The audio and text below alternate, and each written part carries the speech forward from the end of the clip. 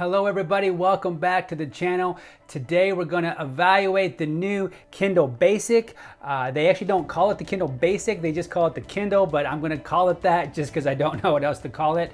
So this is the lowest one, this is the cheapest one. We're going to open it, we're going to evaluate it, we're going to test it out and answer the question is who is this designed for and why would you buy this version? Stay tuned to find out. If you enjoyed the video, please hit that like button and subscribe. And the links to the Kindle Basic and the Paperwhite and the Oasis are all in the description below. So check those out. And this one right now is 50 bucks. So it's a really good deal for the right buyer. So I just got this Kindle Basic. Now I own 5 different Kindles, 2 older models and the latest 3. So I love reading on them. If you're new to the Kindle, they have so many benefits. They're like a portable library. So you can store thousands of books on them. So if you're traveling, you don't have to take a suitcase full of books, just take your Kindle. Plus you can borrow books free from your library. And the e-ink, I think, is much easier on your eyes and looks like paper actually. Even though there seems to be a lot of different versions of the Kindle, there's only 3 categories, let's say, of Kindles that you can choose from. The Kindle Basic, well, I call the Basic, the one we're doing today. There's the Paperwhite, which just a new version came out about almost 2 weeks ago. Did a review on that. This is really good.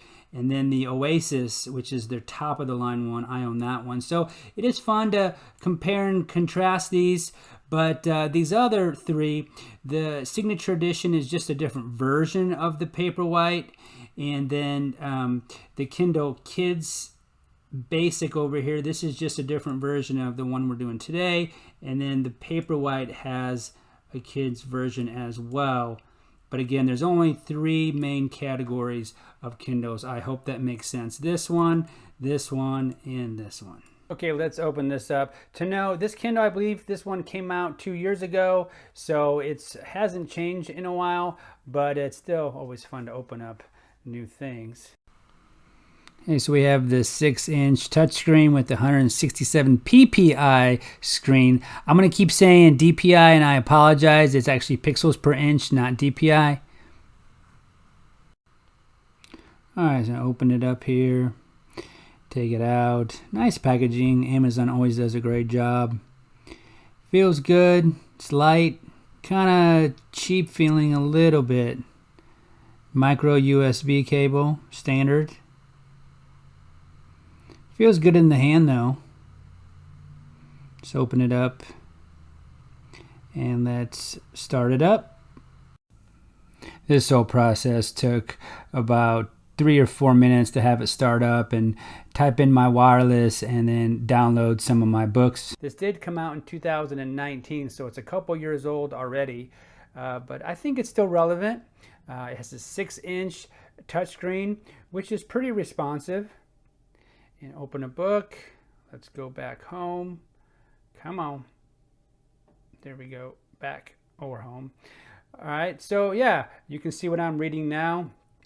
167 DPI, and which makes the text, yeah, pretty clear. Come on. It's opening for the first time. Let's try this one again. There we go. That's pretty clear, especially in this camera. That looks pretty good. They say the battery lasts for weeks, which will be more than enough time for you to charge it on the USB here, mini USB. It has 4 LEDs, which is nice because my old Kindle 4th Gen Touch, this thing is now 10 years old. This has got no light. So they went from no light to light. So you can definitely tell a difference between these two. Also, it's pretty light at 6.1 ounces. It does have kind of that plasticky feel though. The new Paperwhite has the new kind of this rubber back, and sorry, I got the light in the way. That's kind of a softer feel, better touch to the hand. But this is not a comparison video because we're seeing if this can stand on its own, and I think it does. And there is a market just for people who want to read on this Kindle. So I don't want to compare and contrast it yet because it is a standalone model, and they didn't have some of the upgrades to keep the price down. It also has 8 gigabytes of storage, so that should be enough for thousands of books. And as long as you're not listening to audiobooks, that should be plenty of space for you. Let's talk more about this screen. 6-inch compared to a 6.8-inch on the Paperwhite, and my Oasis hanging out over there. That one's got the 7-inch screen, but it's pretty good. If you never had a Kindle before, I think you're going to find this a really good size. I read on this one for years and years, same size, 6-inch screen. And I never thought about a bigger screen until I got the newer ones. But let's also check out this 167 DPI, because the newer ones, or the other more expensive ones, are 300. But let's see this text. That's still pretty darn sharp. If you didn't see the 300 DPI on the new Paperwhite or on the Oasis, you may not even care. Because with the light, the 4 LEDs, it does look pretty good. I'm impressed. Let's look at the LEDs. Let's look at the brightness. So just go up to settings like I did there really quickly and turn up the brightness. I think that's pretty bright. That's only 4 LEDs. Now, again, I don't want to compare it to the 17 LEDs yet in my Paperwhite, or the Oasis has 25, because if you didn't have that many lights, you may not even care, and you probably won't care if you're just first starting off. This is your first Kindle. I think you're going to think this thing is great. But let's compare it to my old Kindle 4th Gen Touch. Or you can see how much better this new one is. So just take a look at that. No light versus light. No light at all. So 4 LEDs looks pretty good. I think the difference between having no light and a light is quite substantial. I mean, this just looks clearer, even though they're both 167 DPI. Let's just zoom in here. So that's, again, that's light turned all the way up. 4 LEDs, no LEDs. This looks good when you're reading it in the sun, or even that text. It doesn't look quite as sharp as that. So I think it's a huge upgrade even from the old one. Let's check the speed of this. I think it's pretty snappy.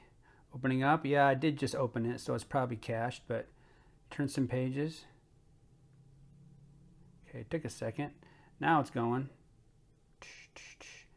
Yeah, that's good. I don't think you noticed that the new ones are faster than this, because this turns the pages just fine. If you go up to the settings, get some menus, yeah, there's really not a lot of lag. So let's try the other one out. Turn some more pages. Now let's go to my 2011, see how far they've come. That's still decent. Brave New World. This is that book. I have to look up words like oligarchy. So here's where I think it stands. It's way better than the Kindle Basic, which I've had, 2011. Has the lights. I think it's a little bit faster and is lighter, slimmer bezels. So you see how far they've come. And this is going to be a good fit for a lot of people compared to the new Paperwhite. You see this difference in sizes, and this has got the 7-inch screen, a little bit bigger, a little bit wider here. But all in all, these are the 3 current ones. I'll do some more comparison videos soon, but I think there is a market for this one, absolutely. Here it is, the Kindle Basic, the most popular model that they have. You can see 40,000 reviews on Amazon. So there is a market for this and people are buying it. So that's what we're trying to figure out today, is who is this for? So why would you buy the Kindle Basic and who is it designed for? I believe there's 3 people who would do well with this model. The first person is if you're new to e-readers. You're new to the Kindle world. You don't have an e-reader. You're shopping for this one versus a different brand, and you're wondering, am I even going to use it? Would I like an electronic book? I love the feel of pages. I love the smell of new books. I do too. I just published my first book, and I love it that it's in a print form, but I honestly read it on my Kindle. But if you're new to this world, I think you won't go wrong with this model. The second person is someone who has had a Kindle in the past, and maybe you don't read much. You maybe read once a week or once a month just when you travel, but you have an older one. Maybe you have one like this, 4th Gen Touch, which is 10 years old now, but you read enough to notice it's kind of getting slow. You want a light. I think the new Basic would be a perfect model for you. It's got the 4 LEDs, it's a little bit quicker, and it definitely feels a lot newer than my old one. The third person is if you're on a budget. I mean, you don't want to spend a lot of money, or you don't have a lot of money to spend on an e-reader right now. I think this would be a great starting point. I mean, why drop $140, $150 for the new Paperwhite or $250 for the Oasis when you can have all of the basics? That's why I call it the Basic. For right now, $50. Maybe that price will go up. Maybe it's permanent price. Maybe they're phasing this one out, but I think it's a great deal if you're on a budget. So let me know what you think. Leave a comment below, ask a question. Would you or wouldn't you buy the Kindle Basic? Why or why not? I love having conversations about this. So write a comment. I promise I'll get back to you, and I can share my experience with this thing so far. And thanks so much for watching. If you enjoyed this video, please hit that like button and subscribe. And again, all the links to all the Kindle models are in the description below, plus my other video reviews on the new Paperwhite and the Oasis. Have a great day. Thanks for watching.